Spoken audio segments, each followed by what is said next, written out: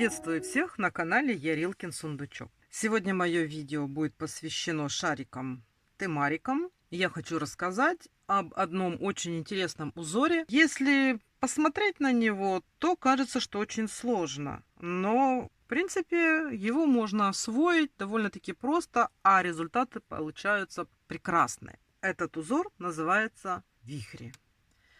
Вот смотрите, у меня такой есть шарик вышитый. Это у нас вышивается сиреневым по сиреневому. Это у нас монохром. Вот это вот узор вихри. Есть такого плана шарики. Здесь более контрастно и более видно, как ложится узор. Это идет черная основа и идет шелковая нить оливкового цвета. То есть, если вот так вот посмотреть, узоры завораживают. Я раньше вышивала только вот такие вот шарики, и у меня в основном они были вот такие контрастные. Потом человек попросил, а сделай монохром. Я немножко сомневалась, но когда я вышила, мне очень понравилось. И у меня есть целая серия вот этих шариков. Я сейчас постараюсь прикрепить фотографии этих шариков. Очень выглядит красиво и завораживающе.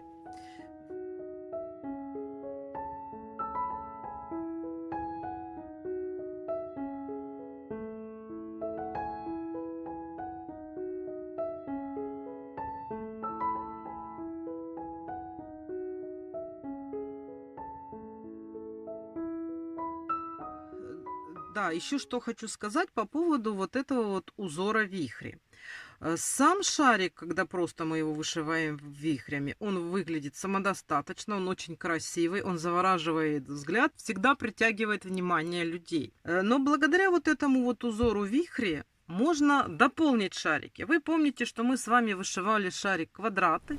Я прикреплю фотографию, какой он был. И вот смотрите, я через время дополнила его тоже приемом вышивки вихрей узор, и он совершенно по-другому, этот шарик, заиграл. Он стал, ну, как мне кажется, более интересным и более расписным. Еще есть такой вариант шарика, где вышиваются квадратики, а между квадратиками у нас идут вот такие вот интересные шестиугольники.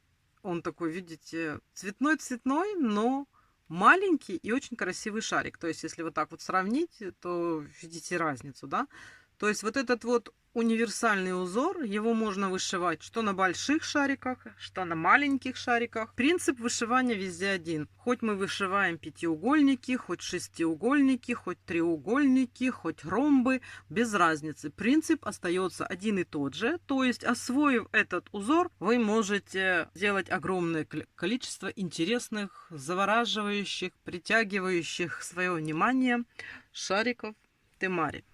В чем секрет этого шарика? У меня на канале есть, значит, смотрите, как сделать основу.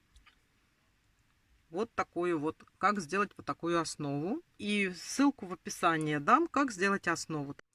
И есть мастер-класс по разметке. Но разметка там у нас была обычная, стандартная, классическая. Это разделение полюса, меридиан, экватор. Вот эти шарики, у них идет уже другая разметка. Я сегодня покажу, как делать разметку. И покажу, как вышиваются вот эти вот все сегменты на этом шарике. Ну что ж, давайте будем приступать к разметке. Вот у меня основа. Вот у меня заготовочки уже для того, чтобы делать разметку. Я подготовила булавочки. Вышивать я буду по черному красным. Получаются очень красивые, интересные шарики. Сначала нам надо найти полюса. Мы сейчас делаем предварительную разметку на 4 сектора. То есть нам надо, как всегда, найти полюса, найти линию экватора. У нас будет разделение на 4 сектора. Это будет разделение вспомогательное. То есть мы потом эти нитки уберем. Прокладываем по окружности, чтобы найти второй полюс. То есть вот этот полюс мы выбрали там, где хотели, как у нас получилось. Сейчас мы с вами делаем поиск второго полюса. Мы отметили длину окружности, лишнее отрезали. То есть вот эта полосочка от вот этой булавочки и длина этой полосочки, это у нас и есть длина окружности. Делим ее пополам и делаем насечку. То есть там, где сейчас ляжет вот эта надсечка, это у нас с вами будет второй полюс. Но не все так просто, конечно, вы знаете. Надо выбрать оптимальный вариант, потому что мы можем где-то ошибиться, где-то у нас может быть шарик не совсем сферический, погрешность все равно бывает. Но мы выбираем вот так вот, ищем более-менее оптимальный вариант. Ну, смотрите, видите, я вот так вот прохожу по разным координатам, и у меня получается практически идеально, да? Теперь что дальше делаем? Смотрите, вот это вот у нас, если мы поделим пополам, вот так, вот, делаем засечку. Это у нас получится координаты экватора. То есть мы вот так и делаем точно так же насечку. Теперь, если мы соединим один полюс с другим полюсом, аккуратненько так вот выровняем, то здесь у нас появляется еще одна точка. Это будет точка экватора. Но нам же надо разделить.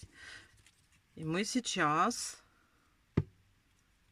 сделаем вторую. Возьмем вторую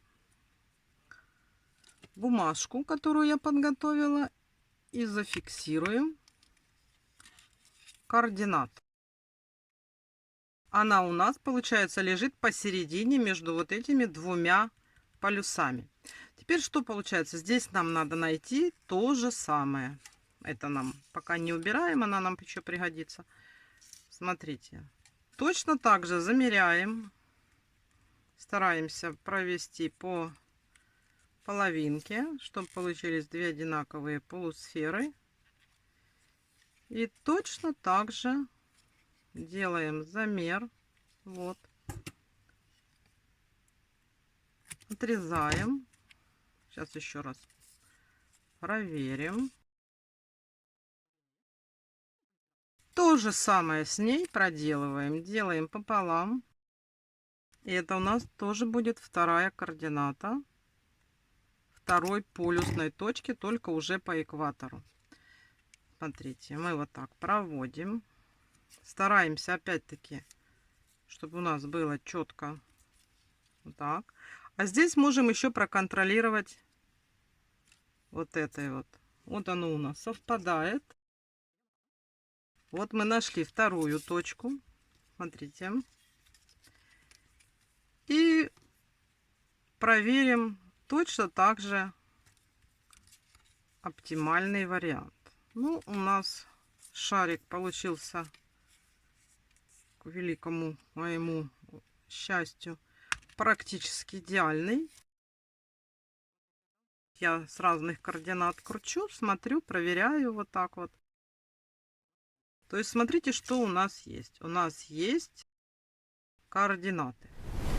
Так, мы нашли полюса, противоположные полюса. То есть мы нашли полюса север-юг и нашли линию экватора. И вот эту линию экватора нам надо тоже разделить, чтобы разделить вот этот вот шар на 4 сектора. Да? Ну, здесь, смотрите, можно поступить довольно-таки просто. Смотрите, вот у нас есть это расстояние от одного полюса к другому. Точно так же мы его делим пополам. Делаем засечку. И смотрите, как у нас получается. Вот это расстояние, которое мы делим от желтого к желтому полюсу. Возьмем тоже желтенькую булавочку. Это у нас получается мы поделили пополам расстояние с одной стороны. Его можно проверить вот так, чтобы у нас никуда не ушел этот полюс. Проверяем, чтобы все были на одном расстоянии. То есть, смотрите, здесь мы вот это расстояние разделили пополам. Теперь с этой стороны экватор, да, тоже надо разделить пополам. Действуем точно так же. Смотрите, вот у нас мы зафиксировали полюса. И вот здесь у нас будет еще одна желтая штучечка. Булавочка, да? Это мы разделяем экватор на 4 части. И мы сейчас еще проверим, чтобы здесь у нас тоже получалось то же самое расстояние. Ну, в принципе, получается, видите? Вот, значит, смотрите, что мы с вами сделали. Мы нашли север-юг. Вот красные у нас были отметки. Потом мы с вами нашли точку экватора. И этот экватор мы разделили на 4 части. Можно при желании перепроверить все вот таким образом, чтобы координаты более-менее совпадали. Конечно, идеально может не получиться, но стремиться к идеалу надо. Но если у вас там расхождение на миллиметр, ну, старайтесь, чтобы было как можно меньше, но это ничего страшного, потому что все-таки это ручная работа. Теперь смотрите, мы сейчас снимаем вот эти наши наметочные бумажки, но не выкидываем их, потому что вот это расстояние между вот этими вот всеми нашими сейчас булавочками, оно одно и то же. Вот именно вот это расстояние нам понадобится. Вы не спутайте. У нас есть оно и здесь, и оно есть здесь, и оно, видите, оно одинаковое. Все идеально одинаково. Поэтому пока не выкидываем. Я потом скажу, что делать с этой бумажечкой. Теперь смотрите. Вот у нас есть все отметки. У нас есть север-юг и экватор, разделенный на 4 части. Это, я повторяю, вспомогательная разметка. Берем иголочку, берем ниточку любого цвета, чтобы ее было видно на фоне того цвета, который вы сделали основу, но не того цвета, которым вы будете делать вышивку. Потому что мы вот эту вспомогательную разметку мы уберем. Шарик готов. Я взяла обычную ниточку и вот такую вот иголочку. Я беру довольно тоненькую, но чтобы ушко позволяло нам надеть ту ниточку, которой будем вышивать. Сейчас мы будем делать вспомогательную разметку обычным образом, как мы всегда делали на меридианы и экватор. Ну, то есть мы сейчас с вами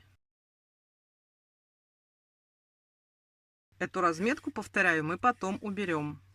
Она просто чисто вспомогательная.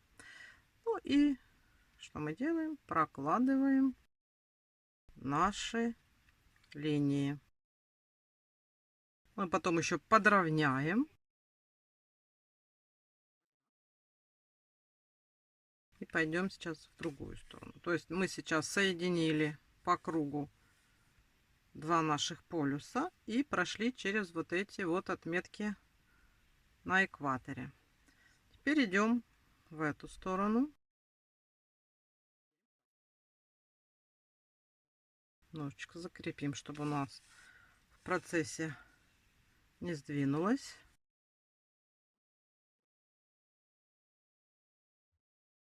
Сделали мы такую разметку. И сейчас мы сделаем, еще проведем линию по экватору.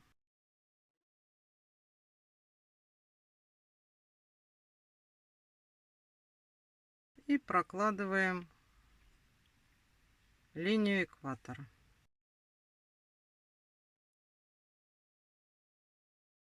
Можно уже убрать, но нам не понадобится. Эти булавочки мы пока никуда не убираем. Мы их оставляем. Смотрите, мы проводили эти линии. Можно вот так вот их на свое усмотрение посмотреть, чтобы оно было ровно.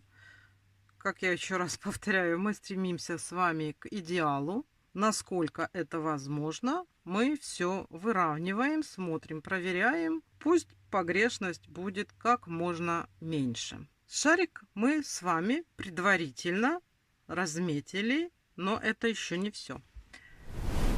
Далее пришло время вот к этим нашим отметочкам. Значит, вот эти у нас отметки, если мы померяем сантиметром, у нас они получаются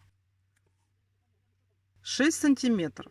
Но это у меня так получается 6 сантиметров, потому что у меня шарик, я когда его делаю, смотрите, чтобы у меня длина окружности была 24 сантиметра. Это просто мои пожелания, и я вот эти шарики-темарики, вихри, я вышиваю именно вот на таких. Мне кажется, это такой оптимальный вариант, поэтому у меня вот это расстояние практически всегда получается 6 сантиметров. Теперь нам надо это, мы сейчас выделим то, что нам нужно, вот так, вырежем этот кусочек, вот он у нас есть.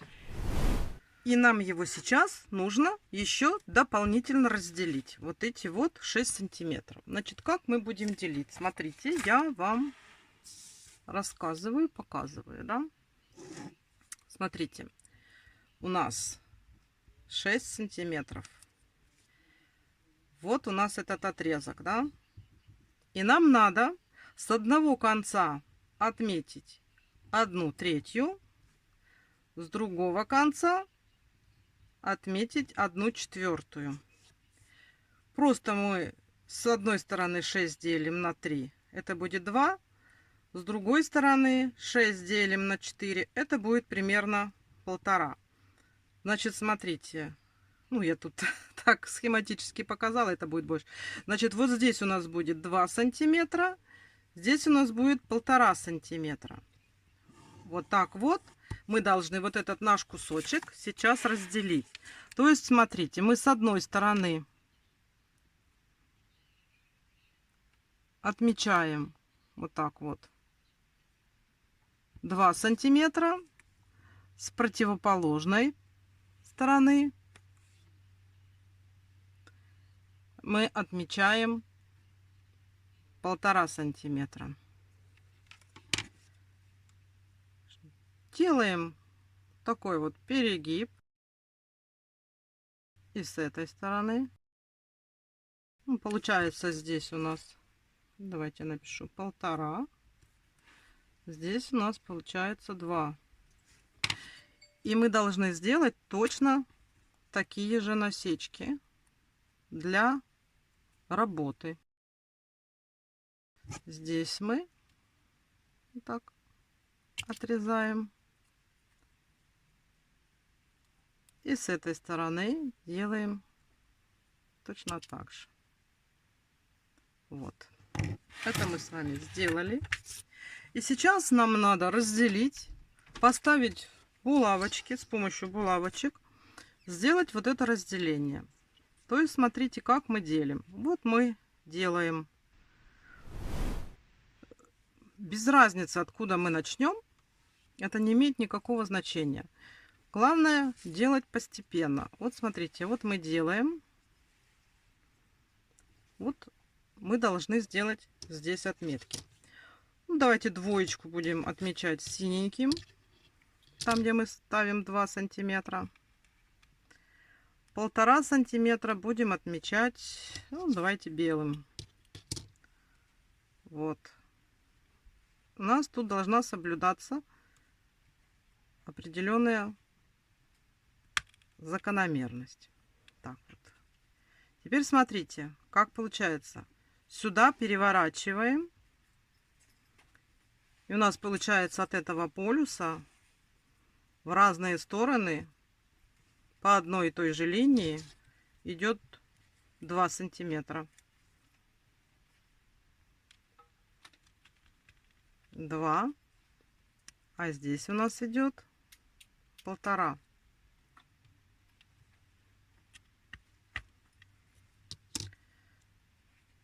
Видите, да? Теперь дальше переворачиваем. И идет то же самое. Вот тут у нас было беленькое 1,5. Продолжаем точно так же. 1,5. То есть от полюса в стороны у нас идет один и тот же метраж. Здесь у нас синенькая 2. Поворачиваем. И смотрите, мы сделали круг по вот этой окружности, и у нас все правильно сошлось. Здесь у нас получается 2. Здесь у нас получается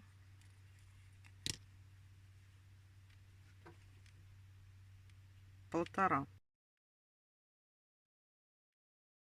То есть, смотрите, если мы сейчас посмотрим с вами, вот сюда и сюда синее, сюда и сюда белое, потом синее, потом белое. Это мы с вами отметили только одну линию. У нас их еще 4. То есть сейчас точно так же постепенно надо будет отметить все вот эти линии. Сейчас я покажу, как дальше. Теперь покажу, как надо делать на другом меридиане. Теперь смотрите, здесь у нас были беленькие. Если у нас здесь 1,5, то перпендикулярно мы берем другой размер, чтобы у нас ромб был, естественно, вытянутый. Значит, здесь мы берем 2. И ставим отметку, двоечку, синенькую. А здесь, естественно, у нас будет 1,5. Ставим беленькую. Переворачиваем, потому что у нас в обе стороны должна быть одна и та же величина. Значит, сюда мы ставим беленькую 1,5. А здесь у нас получается двоечка синенькая. И смотрите, мы с вами правильно пришли. Видите, здесь белая, значит, перпендикулярно будет синяя. То есть 1,5, а здесь по 2.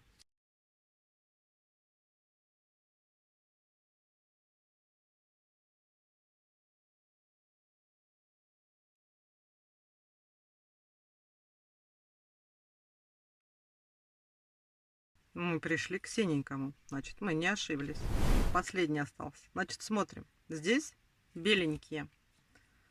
Значит, это у нас были 1,5. Теперь ставим здесь синенькие. Перпендикулярно. У нас сюда пошла синяя. А здесь пошла белая. Естественно, здесь пошла белая, а здесь 2, пошла синяя. Переворачиваем, дальше идем. 2 синяя, здесь 1,5.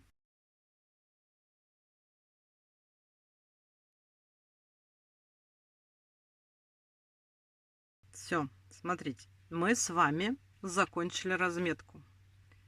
Мы определили. Сейчас смотрите, что мы определили, я вам рассказываю. Мы сделали ромбы. Возле каждого полюса, возле каждой вот этой нашей красной и желтой отметочки у нас образовались ромбики. Ромбики с разными сторонами, видите? Вот это все у нас ромбик.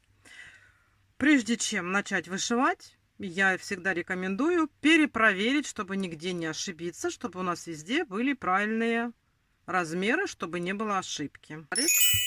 И сейчас мы уже берем нитку, которой мы будем вышивать. Это фактически уже начинается вышивка, потому что у нас разметка участвует в вышивке. Ее не должно быть видно среди узора. Видите, здесь все сливается. То есть я делаю разметку уже той ниткой, которой я буду вышивать. Заправили нить, на конце сделали узелок, как мы всегда делаем, чтобы он спрятался в основу и закрепился. И мы начнем вышивать ромбы. Вышиваем точно таким же методом. Мы захватываем небольшое количество основы, идем вдоль основы, не углубляемся вот так вот внутрь и делаем стежок перпендикулярно на основе. Первый стежок мы делаем откуда-либо, вот с другого места подальше. Выводим вот здесь непосредственно возле нашей булавочки. Вот тут. Отошли дальше, чтобы спрятать узелок. Все, он спрятался. И далее мы просто делаем вышивку. Стараться нитки основы вот этой вот вспомогательной не задевать иголочкой, чтобы потом было легче вытащить. И все, теперь смотрите. По мере того, как мы будем вышивать ромбы, мы вспомогательные булавочки убираем. Здесь мы сделали стежок перпендикулярно. Приходим сюда, выше вот этой ножки булавочки, делаем вот такой стежок. Смотрите, булавку уже можно убрать. Подтянули, вот у нас уже получается. Поддерживаем. Шелковые нитки скользят. Тоже вот так, стежок выше. Чуть-чуть ножки булавочки. Так вот.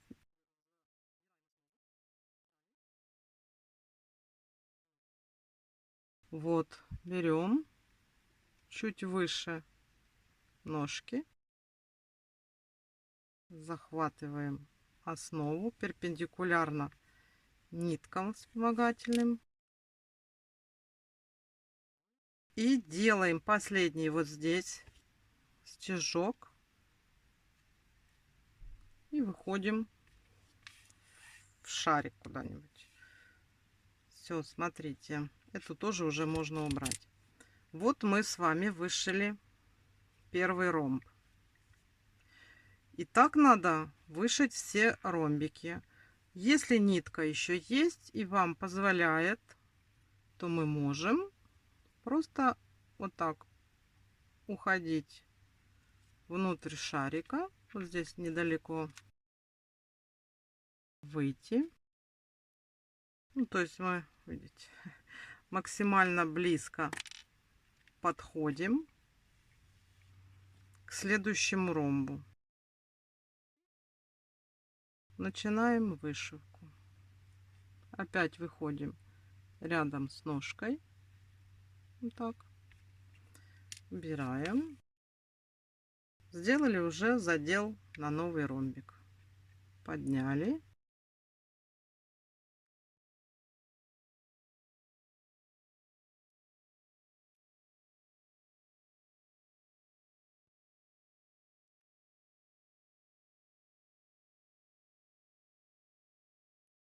У нас идет вышивка ромбами.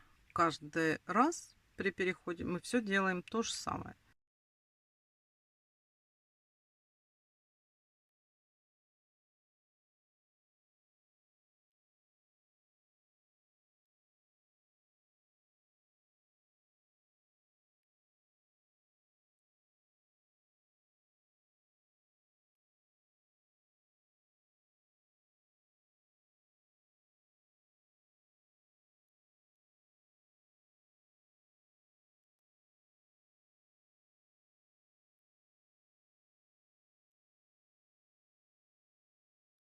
Так надо вышить все ромбики.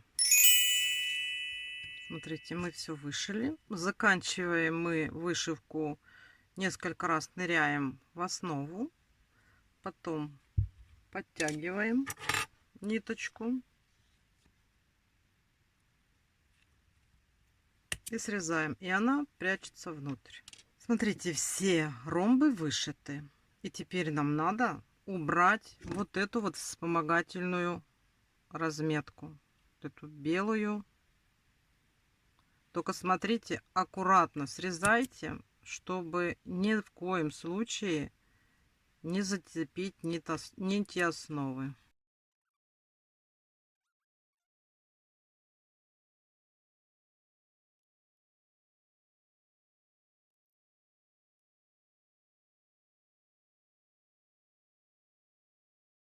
Все, смотрите, мы с вами сделали ромбы.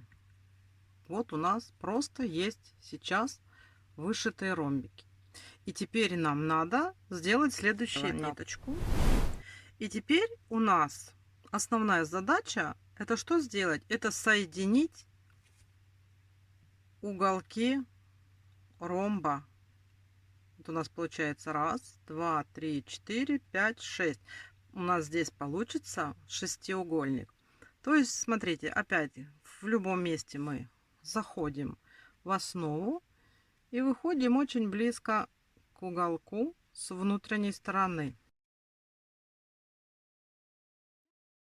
И таким образом мы сейчас будем соединять наши ромбы.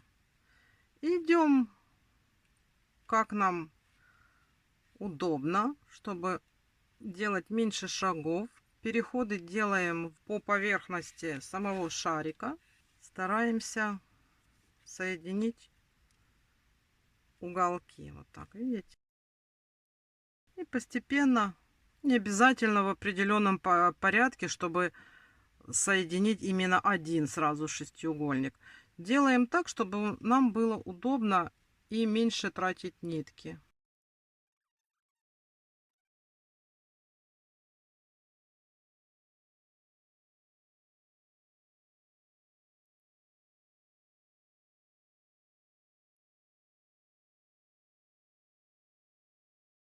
И вот мы вот так вот постепенно сейчас зашьем все наши шестиугольники. Смотрите, мы с вами сделали разметку. Вот так выглядит шарик для разметки под вихри. Ну вот в данном случае, да, это то, что вот у нас получится вот такие вот шарики. Вот с этой разметки. То есть сейчас мы с вами можем уже непосредственно приступать к вышиванию шарика узором вихри. Шарик. Не беру иголку, заправляю нитку и, как всегда, делаю узелок. Сделали узелок. Тут надо, чтобы сильно не торчали ниточки. И, как всегда, начинаем с того, что мы должны заправить этот узелок. Это у нас начало вышивания. Сначала будем зашивать наши шестиугольники. Можно начинать с любого, какой вам нравится. Можно вышивать абсолютно в хаотичном порядке. Я люблю вышивать призлежащие шестиугольники, потом зашивать ромбы, а потом переходить на вторую сторону. То есть, смотрите, вот нам наша задача выйти как можно ближе возле какого-то уголка внутри нашего шестиугольника. То есть мы вот так вот с вами подходим. Желательно нитки не цеплять, чтобы оно их не потянуло за собой. И все, запрятали наш узелок. Теперь, значит, вышивание. Вышивание идет по часовой стрелке. Мы будем постепенно вот так по спирали зашивать наш вот этот вот шестиугольник. Смотрите, идем по сторонам. То есть, смотрите, вот мы сейчас находимся в этом углу. И мы будем подходить вот к этому углу идем. Но здесь, смотрите, мы делаем стежок. Вот эту вот полосочку мы немножечко как бы отодвигаем, заходим за нее, хватаем, ну, буквально там миллиметр-два, но как можно ближе к углу нам надо зайти. Вот так, да? Вот. И делаем стежок, подтягиваем. Легло, да? Теперь смотрите, поворачиваем шарик, идем вдоль вот этой линии к следующему углу. Тоже немножечко как бы вот ниточку отводим. Делаем такой же маленький стежочек и как можно ближе подходим к углу. Сделали, подтянули. Теперь опять идем по линии этой к следующему углу. Здесь делаем то же самое.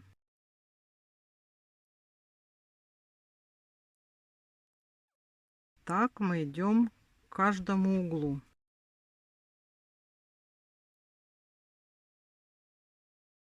И смотрите, мы пришли уже там, где у нас есть эта линия. Теперь мы уже ориентируемся не на вот эту линию, а на предыдущую, которую мы проложили. Тоже мы ее немножечко вот так отодвигаем.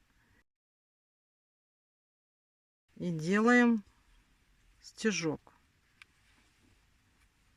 Подтянули. И далее идем по кругу. То есть у нас как бы получается спираль. Видите, вот эти линии, которые мы уже проложили, мы теперь ее немножечко отодвигаем. И стараемся выйти близко к стежку, который мы сделали при предыдущем стежке. Мы подошли к этой линии. Мы ее как бы отодвигаем и как будто бы из-под нее делаем стежок. И выходим максимально близко к этой линии. Параллельно. Параллельно вот этой. Подтянули. Повернули. Сюда пришли. Здесь тоже заходим как бы под линию. И выходим максимально близко к предыдущему стежку.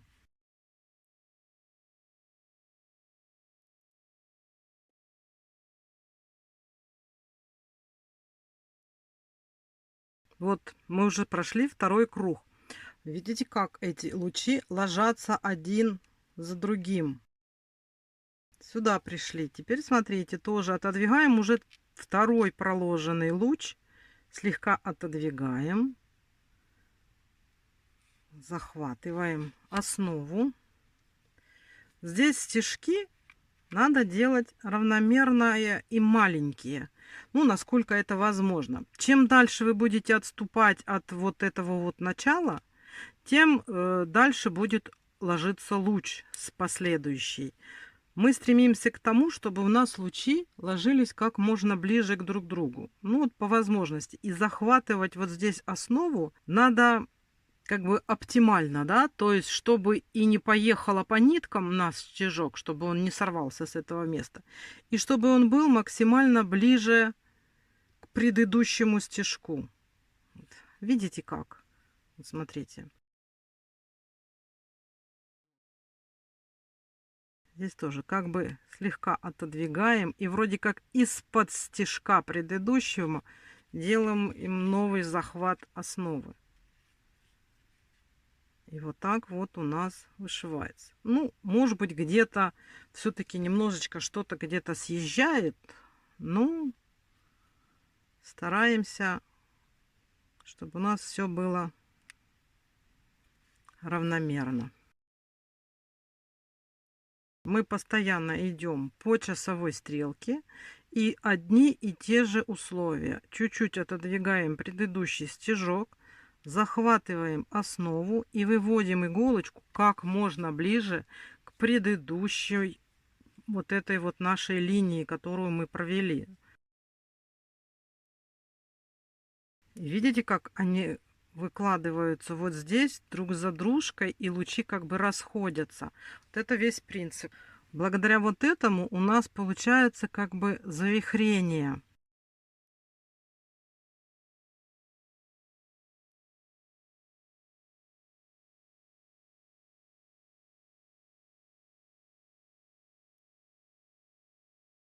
Для первого раза не обязательно вышивать шелковыми нитками. Можно сначала попробовать вышить обычными нитками, типа ирис, а потом уже перейти на шелковые. Но если вы берете сразу шелковые, то смотрите, что тут ниточку надо поддерживать, удерживать, чтобы она не убежала. Они скользкие, бегут, и плюс они еще крутятся. Я периодически их раскручиваю.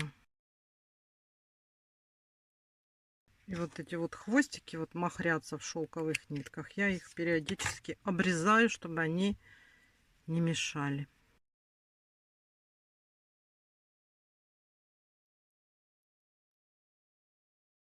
Теперь смотрите, когда у нас ниточка заканчивается или уже вам не нравится ее качество, через множество прохождения через основу она может немножко портиться, мы заканчиваем. Мы вот так вот Здесь стараемся незаметно ее вывести куда-либо. Здесь я всегда ставлю запоминающуюся кнопочку, что я отсюда вышла. Здесь делаю где-то 2 стежка вот так вот тут в разные стороны, чтобы мы потом не зацепили ниточку, и чтобы она случайно не выскочила. Вот.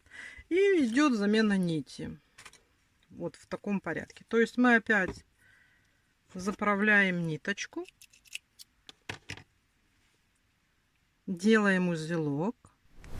Вот, сделали узелок. И смотрите, мы здесь, вот знаем, что мы здесь закончили. Убираем. Где-то вот тут вот вводим. И здесь нам тоже нужно выйти как будто бы из-под ниток, да? Вот так. Узелок запрятали. Видите, вот как можно ближе. Ну, как будто бы мы делали стежок. И продолжаем дальше нашу вышивку. Уже новой ниточкой.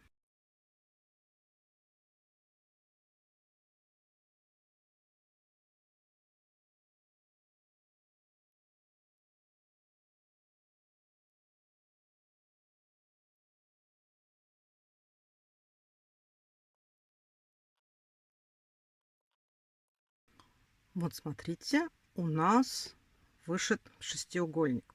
Благодаря тому, что мы отодвигаем линию, вот это вот каждый стежок, немножечко отодвигаем и из-под него выходим, у нас вот здесь вот так вот укладываются вот эти вот все стежки. И видите, и получается как завихрение. Если не отодвигать и не делать такого, то получается немножечко совершенно, ну, не немножечко, а совершенно другой узор. Оно не будет похоже на завихрение. Я вам показала, как вышивать шестиугольник. И давайте я сейчас вам покажу, как вышивать ромб. Принцип тот же самый, только меньше сторон, и узор получается немножечко другой. Вот я уже заправила ниточку, точно так же сделала узелок, зашла, вывела нить вот как можно ближе внутри ромба, возле его угла. И смотрите, проводим опять, идем вдоль стороны ромба, проходим, пришли к углу. Точно так же отодвигаем слегка нашу наметочную, это еще наметочная линия, вернее, как разметочная, вот, сделали. Поворачиваем, вышиваем точно так же по часовой стрелке. Тоже стараемся попасть как можно ближе в уголок, но не цепляя нити разметки. И мы уже пришли, где у нас есть линия. Вот мы теперь ее отодвигаем. И вот так по кругу идем. Так же, как мы шли в шестиугольнике. Но здесь у нас ромб. У него 4 угла. И здесь шаг немножечко получается шире. Не получается так миниатюрно. Ну, мы стараемся, чтобы оно получалось более миниатюрно. Поправляем. И вот так вот у нас идет вышивка. То есть принцип получается один и тот же. Что мы вышиваем шестиугольник, что мы вышиваем трехугольник, что мы вышиваем четырехугольник, будь то квадрат, будь то ромб. Мы идем вдоль сторон, по часовой стрелке делаем вот такие вот стежки. Потом, когда вы вышьете полностью весь уже шарик, можно видеть, где ромбы, где шестиугольники, но общий рисунок уже получается в вихре. Оно как бы сливается и выглядит очень красиво. Просто на крупных фигурах шаг все-таки удается делать поменьше.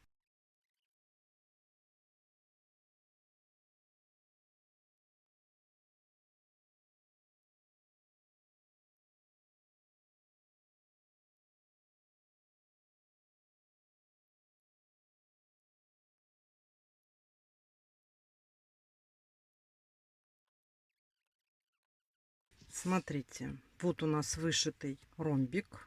Видите, тоже у нас вот получились завихрения. Вот у нас вышитый шестиугольник. Теперь смотрите, вы уже можете дальше вышивать сами без меня, потренироваться, посмотреть, как оно получается у вас. Я буду продолжать вышивать и постепенно вам показывать, что у меня получается. Давайте работаем, и я буду показывать продвижение своей работы. Вот смотрите, показываю этап вышивания шарика.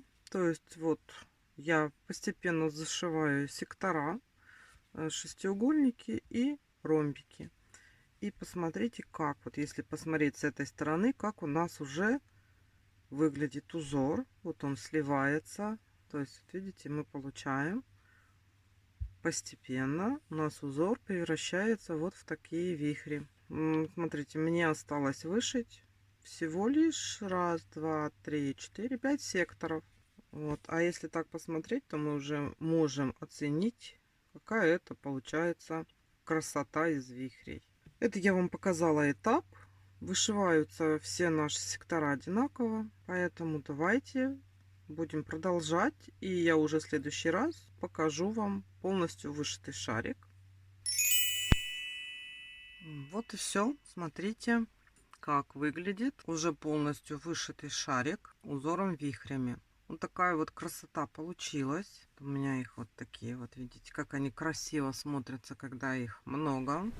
И единственное, что осталось, как бы последний штрих, который я всегда делаю, ну, это как бы считается у меня уже завершенная работа. Это я делаю хвостик и подвес. Хвостик вот у меня уже готовый такой. И уже готов шнурок, подвес, чтобы окончательно оформить этот темарик. Я сейчас его оформлю и покажу вам уже полностью в готовом виде. Вот вы видите сейчас наш замечательный шарик во всей его красе. Я для окончательного оформления всегда присоединяю подвес и хвостик. Использую для украшения вот такую фурнитуру для бижутерии. Подвес я вяжу сама, хвостик делаю тоже сама. Как правило, у меня всегда, если заказывали шарики, то всегда хотели, практически всегда хотели, чтобы они были с хвостиками и с подвесами. Некоторые, конечно, люди хотят просто шарик, чтобы ничего не было. Это все зависит о вкусах людей и оговаривается. Но я, когда просто сама делаю шарики, я стараюсь, чтобы у меня было так, как я люблю. Смотрите, это у нас был шарик вихри, вышитый по черной основе красными нитками.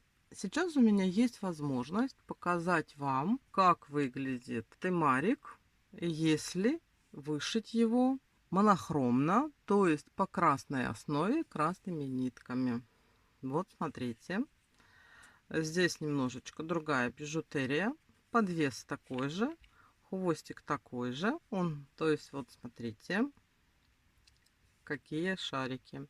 Это по красной основе вышивали теми же самыми ниточками красными. Это по черной основе. Вот такие вот две красотули у меня получились. Смотрите, вот. И вот такая вот красота. А вам какой больше нравится? Более контрастный или более, как говорится, монохромная одна цветовая гамма? Я их люблю одинаково. Вышиваю с огромной любовью что одно, что другое. Мне они оба нравятся. Ни в коем случае никогда не отказываюсь от разных вариантов. Ну вот, смогла вам показать два вот таких вот шарика. Ну все, смотрите, на этом у нас мастер-класс закончен. Надеюсь, было понятно. И вот такие вот красавцы вдохновят вас на произведение такого же шарика. Желаю вам, чтобы у вас все получилось, чтобы вы не разочаровались и, вышивая такие шарики, получали огромное удовольствие. Я вам на этом говорю до свидания. Мастер-класс закончен. Желаю вам здоровья и удачи, творческих успехов. До новых встреч. Пока-пока.